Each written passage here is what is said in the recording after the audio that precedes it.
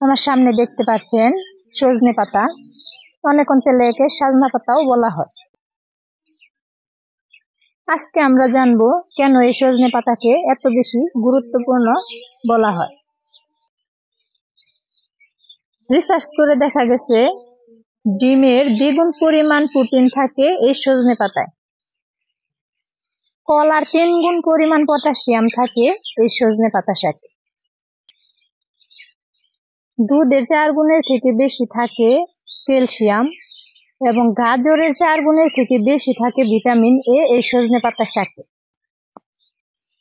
আমরা যে আয়রনের জন্য প্রচুর পরিমাণে শাকসবজি খেয়ে থাকি, তার পরিবর্তে যদি শুধু সজনে পাতার শাক খেয়ে থাকি, তার 25 গুণ বেশি পাওয়া যাবে এই সজনে পাতার শাকে।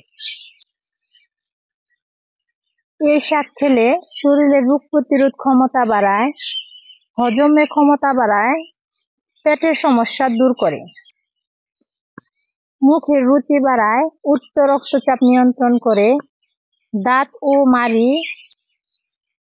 মাড়ি সুস্থ রাখতে সহায়তা করে। আমরা সারা বছর এই শাক শুকিয়ে সংরক্ষণ করেও বিভিন্নভাবে খেতে পারি।